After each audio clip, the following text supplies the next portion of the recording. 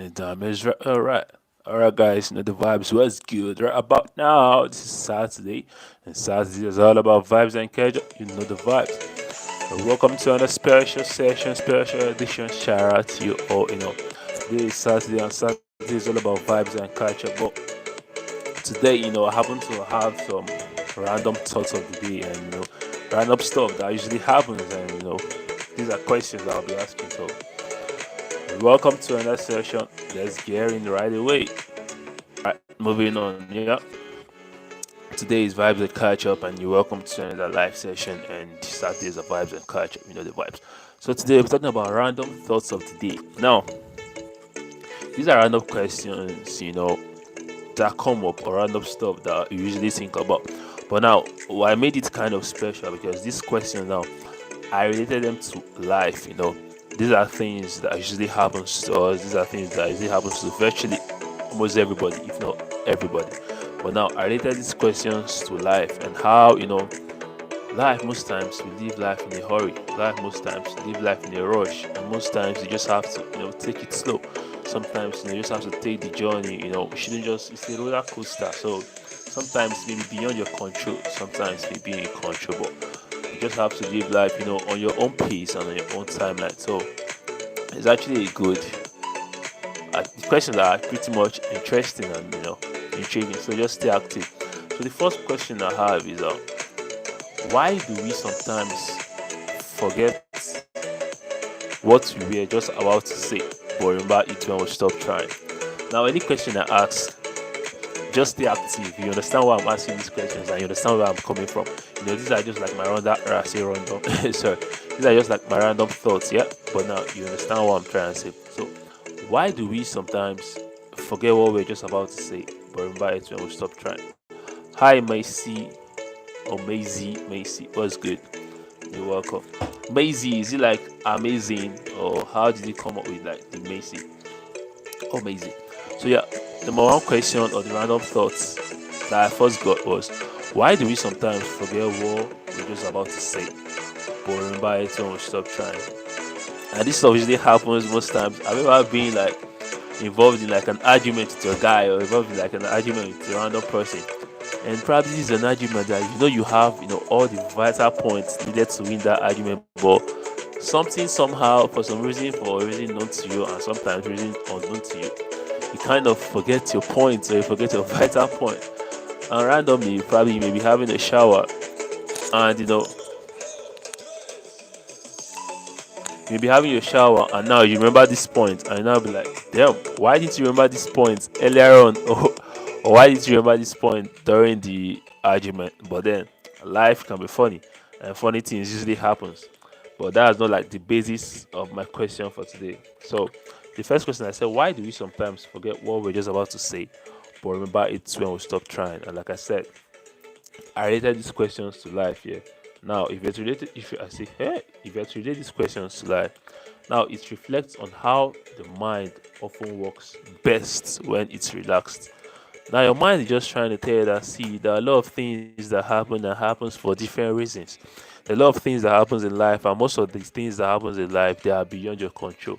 So no matter how you try to crack your head to remember them, you'll be able to remember. But now I'm not talking about what you're trying to remember. I'm talking about life. Now, sometimes, overthinking, there's something that happens in life, and, we just end up overthinking things. There's some things that happen to us in life, and we just end up worrying and worrying and worrying. One of my favorite quotes about life is that, why worry about things that you know are beyond your control? Because if it's beyond your control, obviously you can't do anything about it. So why worry about them? Then again, the second one is, why worry about something within your control? It's just like you want to fetch a bucket of water, yeah? And now there's a tap before you, and you're complaining that there's no water. Meanwhile, there's a tap before you. Come on, bro. You just have to carry your bucket to the tap and turn on the tap and fetch your water. But now you're complaining there's no water, there's no water, there's no water. When, like, few steps ahead of you, there's water. So what's the point in complaining there's no water? Then, if per adventure now, probably water spot, or the borehole spot, and now okay, there's no water for real, and he's complaining that there's no water. There are still things that can be done, but water is not what I'm meant to use for this example. But you understand what I'm trying to say? There's some things that happen in life, and overthink things, like we take things to the secondary where they're not meant to be. They're meant to be left in the primary. Why I mean left in the primary? Because these things are beyond us. These things are beyond, our control. So there's no point worrying about them. So this question, why do we sometimes forget what we're just about to say, but remember it when we stop trying? If you relate this question to life, what I'm trying to say is that overthinking blocks us from accessing the answer we are searching for. So sometimes that you overthink some things when necessarily or naturally are just meant to let this thing slide, and the answers to these things should. I'm sorry, guys. Hope I'm stable. Hope I'm stable now. All right. Sorry about that. Like I was saying, if you relate this question to life, sometimes overthinking blocks us from accessing the answer we are searching for. But when we let go and stop forcing it, our subconscious does the work for us. If you don't know, in the life of a human, there's the conscious and there's the subconscious. There's the consciousness level and there's the subconsciousness level. Now, the consciousness level is when you're pretty much active.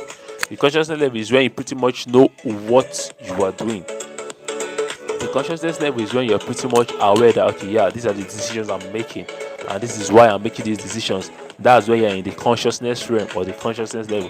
Why the subconscious, you don't know what's really happening. Your mind is just unraveling things.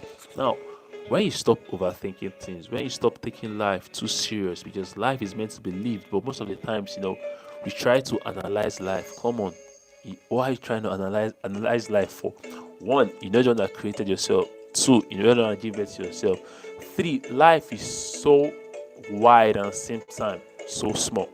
What I mean so small is that when you live life based on your understanding, when you live life based on your values, when you live life based on your purpose, you understand that, okay, yes, in this life, you're just meant to do what you're created to do. In this life, you're just meant to live life and share love and show love and, act of kindness and stuff. But when you're trying to analyze life, you just end up confusing yourself and being in a space of vague. And when you see yourself in a space of vague, you may truly never do anything about life and anything about yourself, because you be in the bone of contention trying to understand what life is about, when truly and really you're meant to be living. So if you spend your life or spend time when you're meant to be using to understand yourself and understand your purpose, discover your purpose, and same time define your purpose, and same time live your purpose. If you spend this time into analyzing life and trying to understand what life is for, understand the world, bruh, you may lose it, or you may lose sense or sight of your identity. So this question, why do we sometimes forget what we're just about to say, but remember it when we stop trying? I'm trying to say, most of the times, just let things work out by themselves. If you're thinking about something and realize that it's beyond your control, bro, leave it. Leave it. Let life do its thing. Our subconscious does the work for us. It's like a reminder to take a step back in life when we feel stuck, and solutions often come when we ease the pressure. It's just like you're pissed, or rather you're in a heated up argument, and both of you are pissed, or both of you are raving crazy, and both of you are shouting. If both of you are shouting, who is talking? Nobody is actually talking. If both of you are shouting, who is making sense? Nobody is actually making sense. And if both of you continue shouting and shouting, it may lead to more violence that you may regret later. But if one person is shouting and one person just happens to keep quiet, yeah, the other person may feel kind of infuriated that why would I be shouting and you're just keeping quiet. But then to another extent, the person will feel like a fool, be like, I'm just shouting and this boy or this guy just kept quiet. Come on, am I a madman? Let me take a chill pill. You feel me? Sometimes in life, you're not meant to be in a rush. Sometimes in life, you're just meant to take a chill pill. Sometimes in life, you're just meant to take it slow. Sometimes in life, you're just meant to be gradual, because life is actually a gradual process. Everything in life is about a step. It's just like taking stairs. The stairs, to the next floor. There's an escalator, there's an elevator, and even if an elevator moves faster than a stairs, but sorry, faster than a staircase, but it doesn't just go from 1 to like 100 ASAP, or ASAP. There's level 1 or floor 1, floor 2, floor 3 to the highest floor. And you see, every floor it goes up, it comes down, it goes up, it comes down. So life, things don't just happen the way you want them to happen every time. Sometimes the universe either wants the best for you, or the universe has a different route for you, or has something different that you're imagining. So sometimes just take it slow. And this is a reminder that whenever you feel stuck, solutions often come when you ease the pressure. Don't be too hard on yourself. So most times when you realize that, bro, you don't have the answer, stop stressing yourself. Everything will unfold by itself. That's why sometimes you're trying to say something and it just escapes your memory. No matter how hard you try, it's when you're just like chill to just flowing like someone just pressed the button and like, alright, I can now remember. To just flowing and remember what you're trying to say. But this one works for me though. This one happens probably now. I'm not talking about how this question relates to life now. I'm talking about the fun aspect, why we sometimes forget what we're about to say, but remember it when we stop trying. The way me I usually remember mine is that I first I thought just like man, I'm trying to tell you a story, or I'm telling you about history. I study history and international relations. I'm telling you about history of something or somewhere or a country or evolution of man or creation of civilization, and I forget something. I learned this thing in my like the way I write my exams or wrote exams in school. If I forget something or I forget a name, because history is about names and dates and stuff.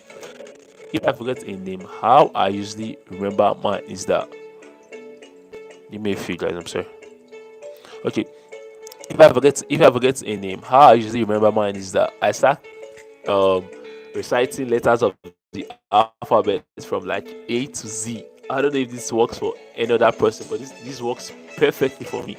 If I like forget a name, or I forget like a phrase, or I forget like a statement, or I forget like what I'm trying to say or what I was about to say, I'll be like in my mind or subconsciously or rather consciously, A, B, C, D. Now if I say A, I'll now attach the vowels. Now E, I, O, U are the vowels. Now if I say A, I'll be like E. Then I'll add the vowel sounds.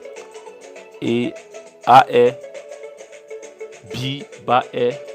Before I reach like Z, bro, I remember what I wanted to say, or I remember the name, or I remember, the history story, or I'm trying to say. That's the way me I remember things. Every other person have different ways they do remember stuff, but this is the way me I know it works every time, especially with names.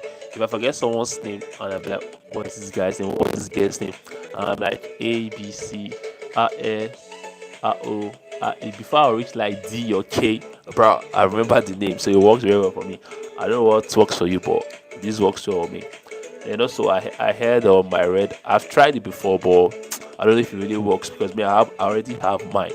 But if you're reading for like an exam, or if you're reading for a test, and you're like chewing a particular flavor of a gum, or you're licking a particular flavor of sweets, whenever you're writing that test or that exam you're reading for, take that particular flavor of gum or that particular flavor of sweets that you were licking or you were chewing when you're ready for that course or the exam or that test.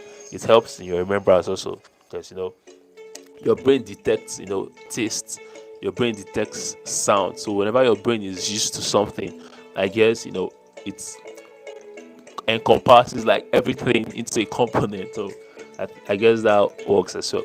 So that's just like the funny aspect of this question. Why we sometimes forget what we were just about to say, but remember when we're so trying. Sometimes I think it's our brain also trying to tell us, bro, shut the fuck up. When you're talking too much or you're talking some unnecessary things and your brain is like, alright, bro, it's time to take a chill pill, man. Do the calms, just stay put, So, but that's it. So the next question now is isn't it crazy how every person you see is living their own unique story just as complex as yours? I'll say the question again. Isn't it crazy? Remember, these are just random thoughts. You do have your random thought as well. I'm not the only person, but these are random thoughts. But these are thoughts that relate to life and how it can help us, adjust our way of living and adjust the way we see life. Now, isn't it crazy how every person you see is living their own unique story, just as complex as yours? Now I'll explain. Just as we all have different life's purpose and life's journey, we all have different ways we're navigating this life. We all have different things we're called to do. We all have different things we are doing in life. But say, you get what I'm trying to say. Now, how this question relates to life is that it touches empathy and perspective. Now, it reminds us that every person we encounter has their own battles. Every person we encounter has their own dreams. Every person we encounter has their own challenges. Now, what does this question try to tell us? Bro, be kind, Show love, because now you don't know what someone else is going through. You just like, you just see a stranger, you just meet a stranger, and you're just like raving mad to the stranger because probably the stranger doesn't look as good as you, or the stranger doesn't look as class as you, or the stranger doesn't have, the kind of money you have. Come on, life is beyond that. Life can be vanity, and life can be very much fickle. So, you shouldn't be an extremist to life. Instead, you should live a life of love and kindness. So, it's a call to be kind and understanding, because we only see a fragment of someone else's life, just as others see a fragrance. Oh my god. Just as others see a fragment of ours. So, you can't just by a look or at someone, or just by looking at someone, know like 100% of their life or 100% of what someone is going through.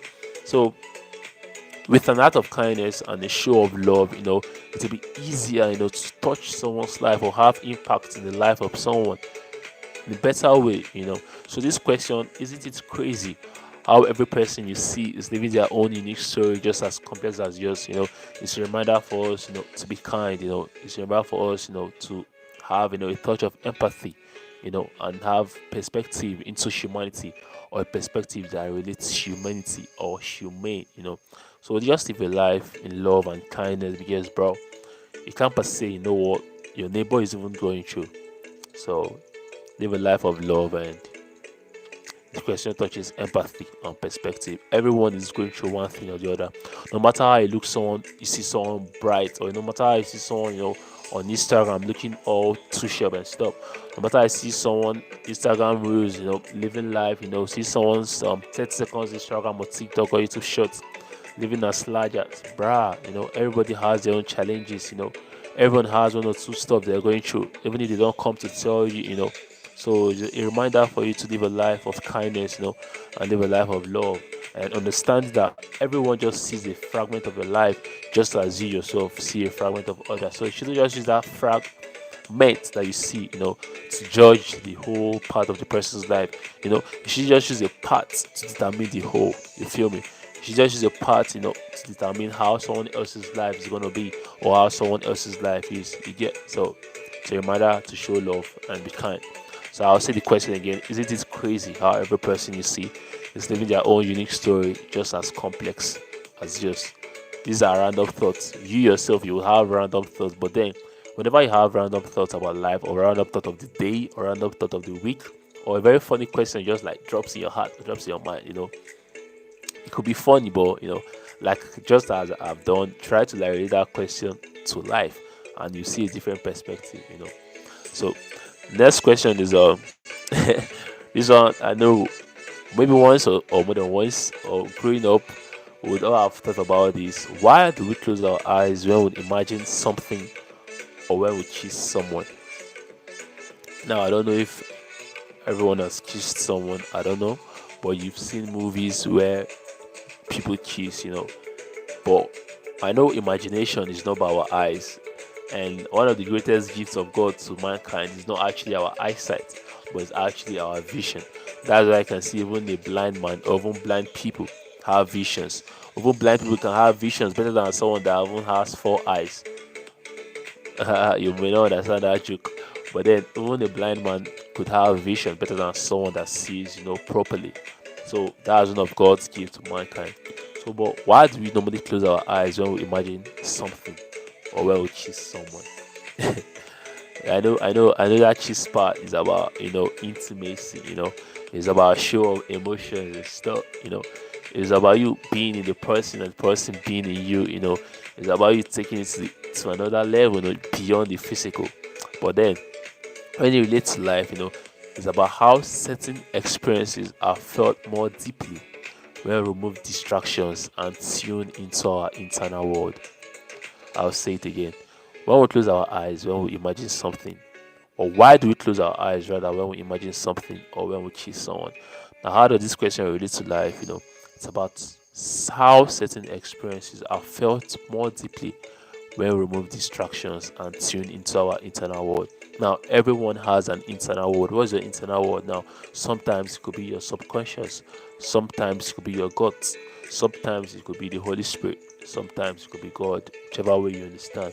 Sometimes it could be you believing in yourself rather than listening to the outside noise. What's the outside noise? Rather than listening to peer pressure or listening to the societal validation of how you're meant to live your life. Come on, you're meant to put a block to the outside noise. So it's about how certain experiences are felt more deeply when we remove distractions and tune into our internal world.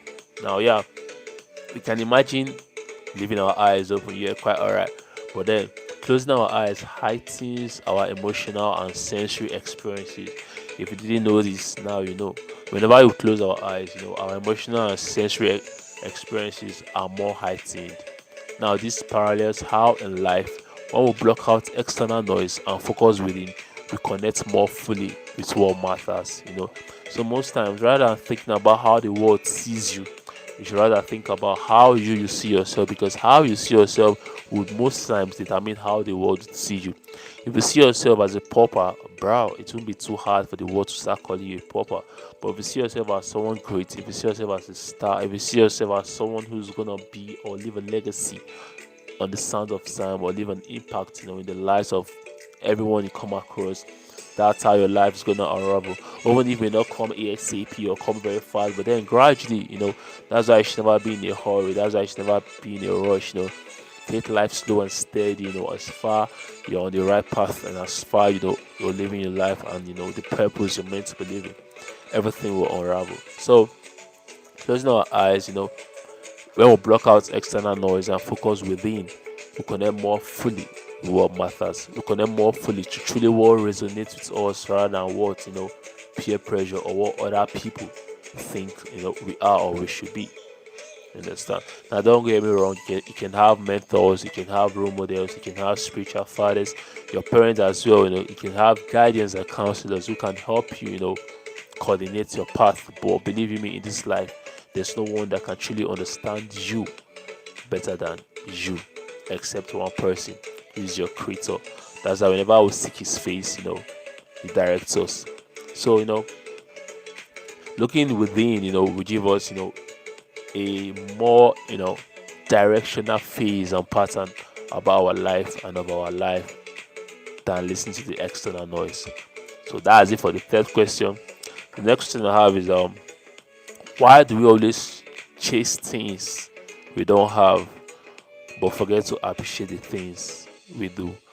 Now, most persons, like I said, never judge your life based on 30 seconds views of someone else's you just saw on Instagram, or judge your life because you see your bro that you graduated from school at the same time, or your colleague or your classmate, is doing, or rather seems to do better than you think or better than you are doing. Come on, everyone has his or her timeline. Everyone in life has different things, that patterns their life, and their patterns their purpose.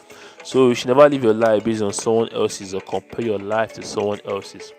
So back to my question: why do we always chase things we don't have but forget to appreciate the things we do? This thing happens mostly, that's why I always say, cultivate gratitude as a lifestyle, because gratitude will be like a reminder, to keep you on check, because most times you feel you're the one suffering or you're the one going through hell. But gratitude reminds you that, bro, regardless of the situation, regardless of the circumstances, it's a reminder for you to be grateful. And only if you were to look within, you realize that you have everything you need for the moment or at the moment, or you have everything you need for your purpose at the moment rather, or you have everything you need for your life's journey at the moment, but you just have to look within before you can be grateful. So now, why do we always chase things we don't have but forget to appreciate the things we do? Now, relating this to life, it reflects the human tendency to focus on what's missing rather than what's present. Now, this is a call or it's like a challenge of me telling you now that you should shift your mindset toward gratitude, recognizing that what we have now was worth something we hoped for.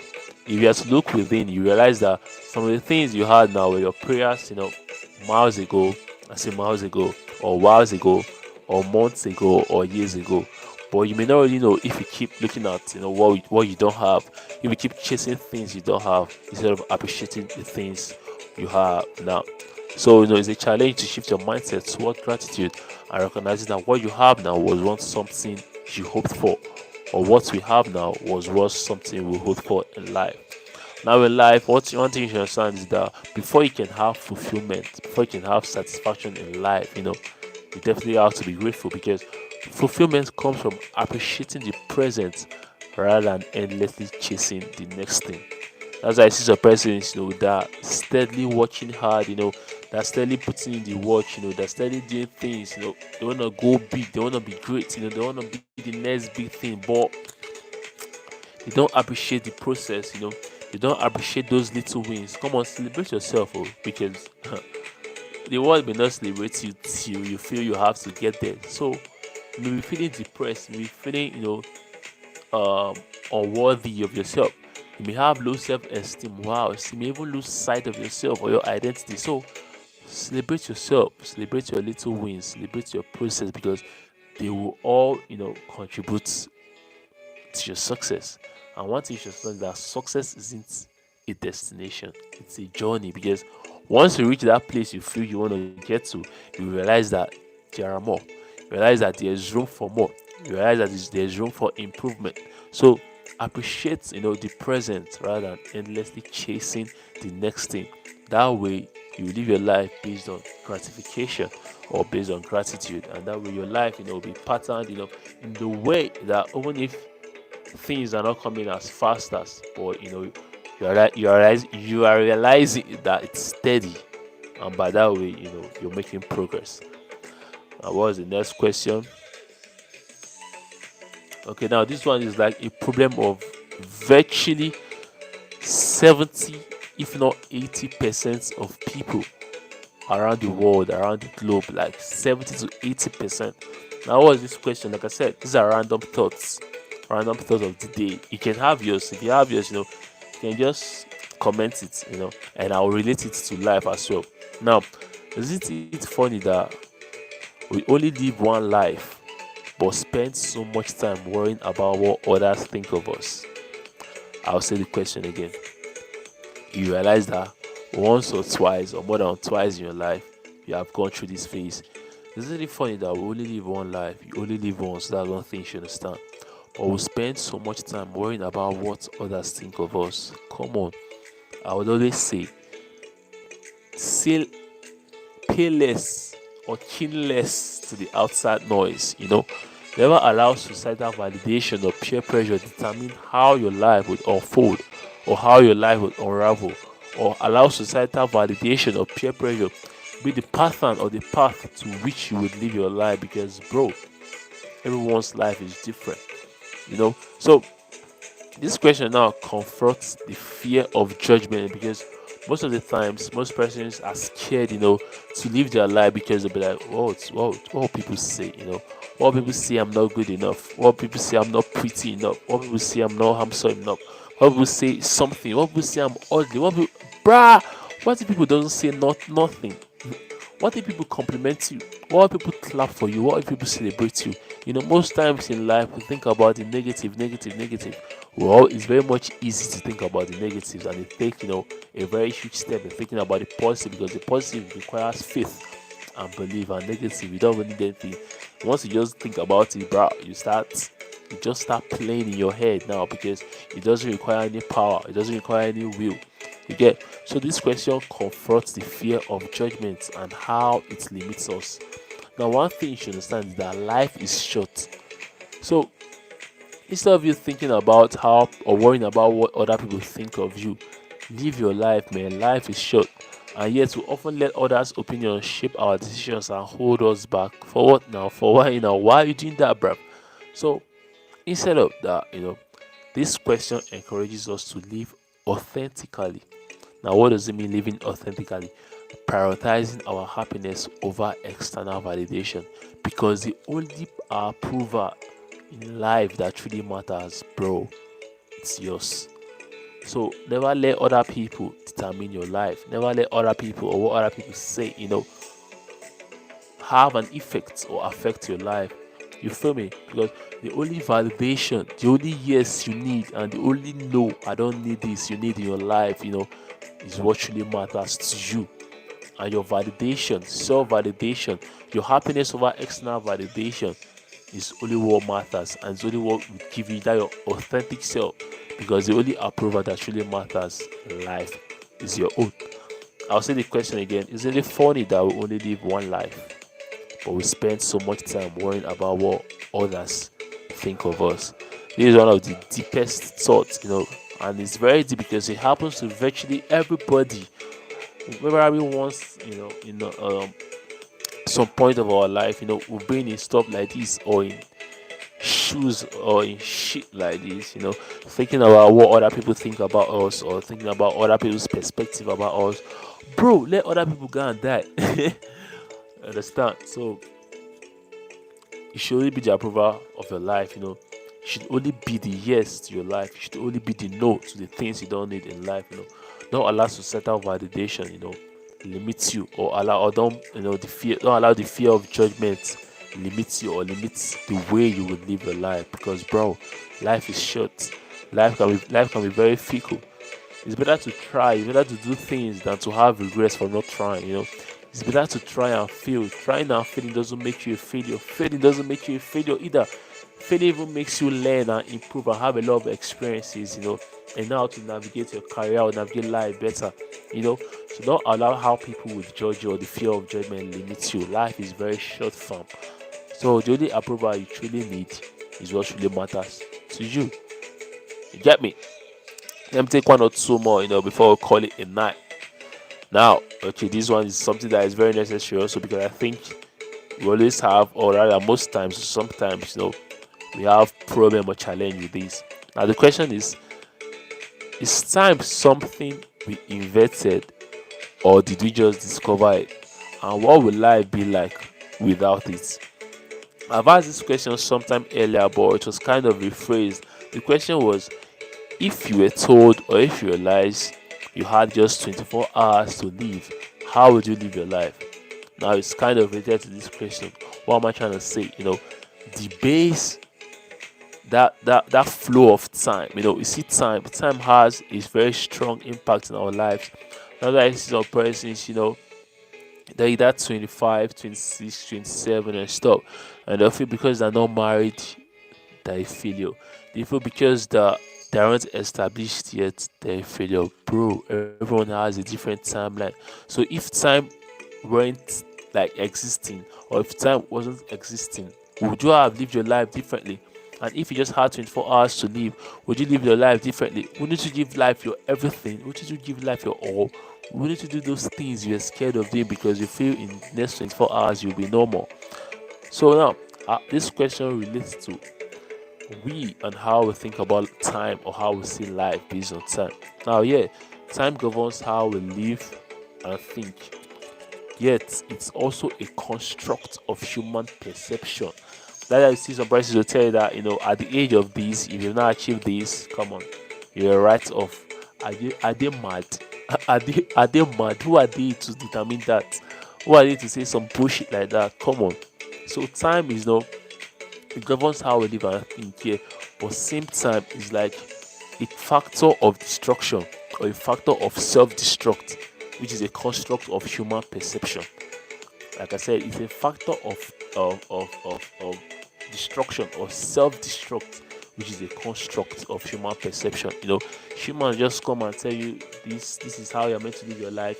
If at this age you have not done this, you're a failure, you're this. Are they mad? So now the question invites us to reflect on how time affects our choices, on how time affects our productivity and anxiety about the future. Now, life without time might free us from these pressures, allowing us to focus on the present. This thing still boils down to the present. Most persons, they either spend their life thinking about the future. What will the future be? How will the future be? Some persons, they live in the past, regretting things that they didn't do, or regretting things that has happened and gone. Come on, bro, you can do better than that. The past has gone and is gone forever. It can never come back. The only good thing you can do about the past is that learn a lesson from it, or learn lesson from things you experienced, and use these things to be like to build yourself, and you can also use those things to be an impact to other people by teaching them more ways to avoid such mistakes you have made, rather than living your life in the past and having regrets. So life without time might free us from these pressures and allow us to focus on the present. But it also begs the question: so we be less motivated without deadlines and structures? So time, yeah, like I said, life without time might free us from pressures and allow us to focus on the present. But this question brings another question: would we be less motivated without deadlines and structure? I don't think so. So, in as much as time shouldn't have or time frame shouldn't determine how your life is meant to unfold, I think you're meant to still put in the work, because I know myself, if there are no deadlines, there are some things I wouldn't have done. My project in school, then in university, I did my project like, was it 2 days to the final deadline or 3 days to the final deadline? I was kind of pissed because I initially had a different project topic I wanted to do, but my supervisor changed my project topic. It was like he wanted me to do something different. I don't know why. Probably because it's my name. A lot of you don't know my name. You guys just know me as Coda. So he said he wanted me to do something different. You feel me? And I was like, sir, these are topics I prepared. I already had, footnotes. I already had um, documents of them that I know that I'll read and write my project. But he gave me something different, and this thing he gave me was like virtually not on the internet. I was like the first person doing that topic. I was like, Saba now. But then he has told me to do it, and I had to.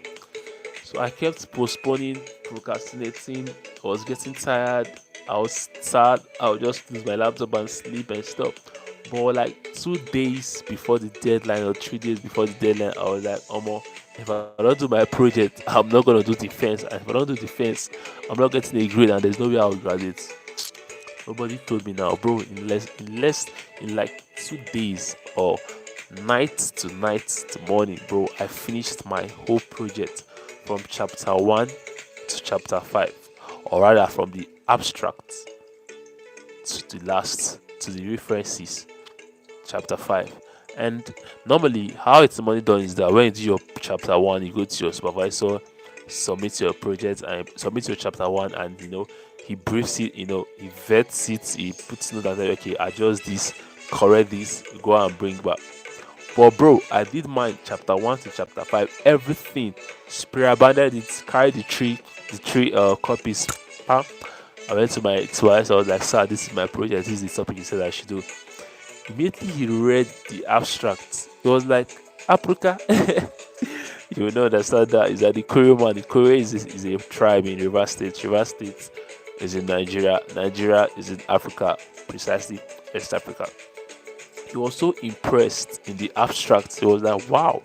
He read the abstract, read the introduction, went through my what they call it, or the table of content, was like, wow. He was so impressed. And in like history of project, I'm like the first person that I'm submitting my project from my chapter 1 to my chapter 5, and it was approved once. Like, there was no correction, there was no telling me to go back, bruh. But then I owe everything to God.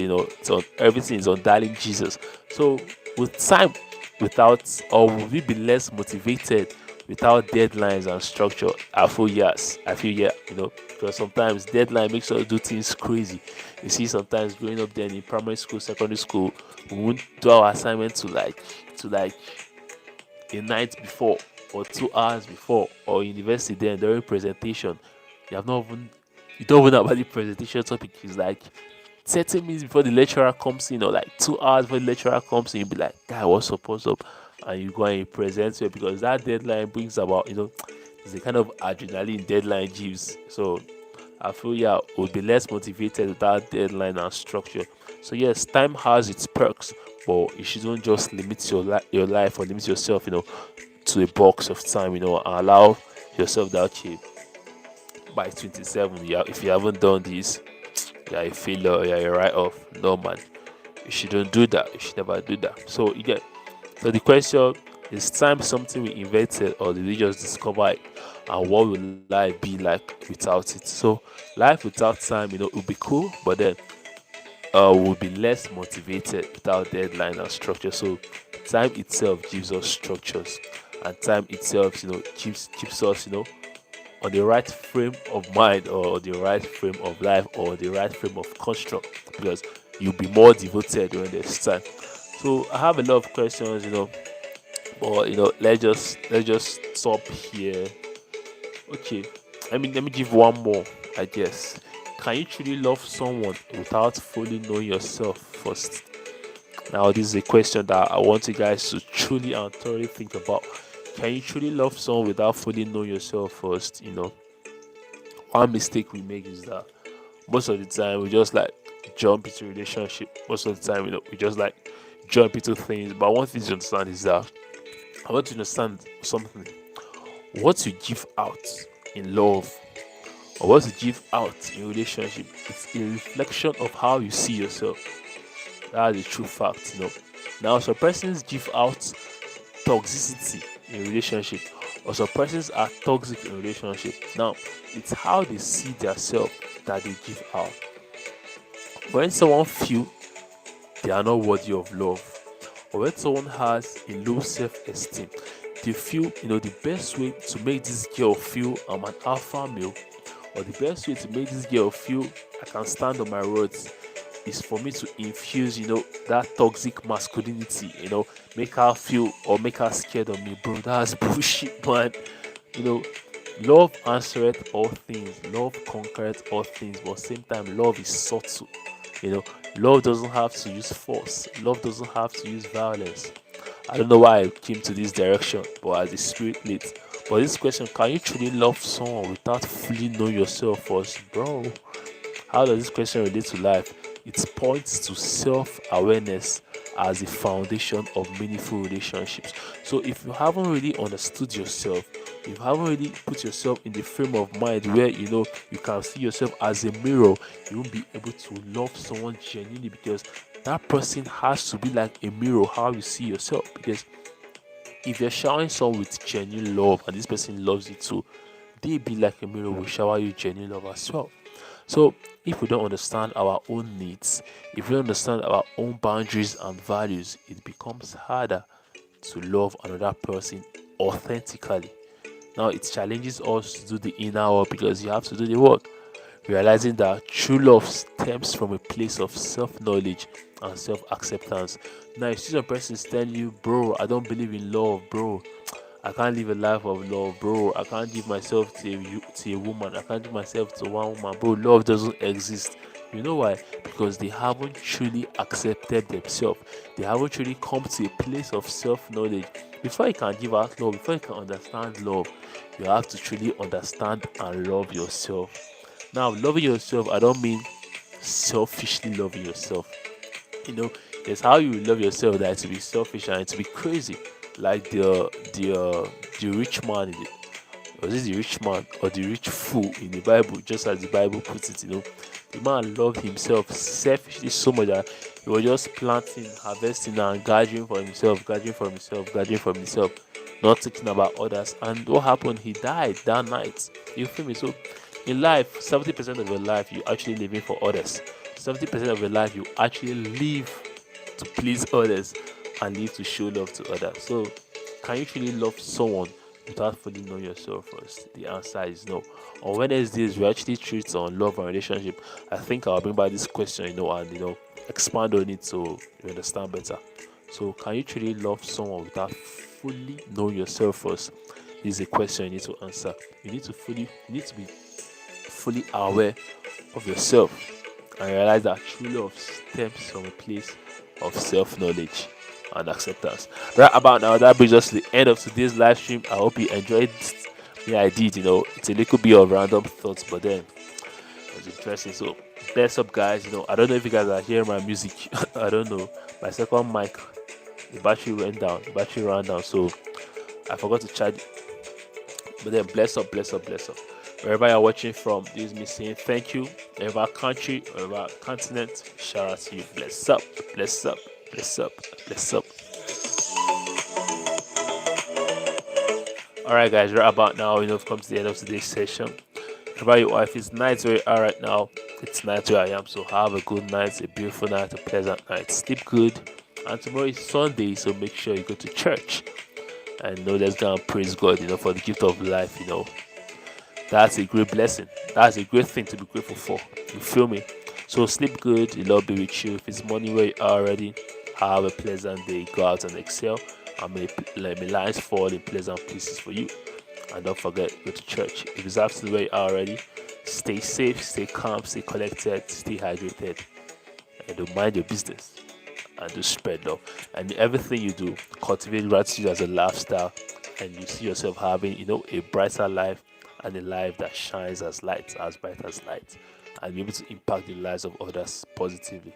And gratitude helps you recognize the good things in your life, regardless of the circumstances. And gratitude also helps you recognize the good people in your life, and helps you appreciate them better. And that actually improves the bond and intimacy you share. So, right about now, we outside. Alright, guys, I hope you had a nice time. Right about now, I'll be signing off. I remain your boy Coda, and you know the vibes. And this is Livestream Dates. Blow up. But I can't do this without you guys, It's beyond just that. It's more about changing the narrative, changing the stereotype of our generation, being better versions of ourselves, learning to grow, to understand life better, understand ourselves better, understand our purpose better, and live a life of legacy and impact on the sands of time. Shout out to you guys. See you guys tomorrow, same time, 8 p.m., 9 p.m., on my platforms too. I'll be talking about gratitude tomorrow. So stay safe, guys. I love you guys so much. Say it back.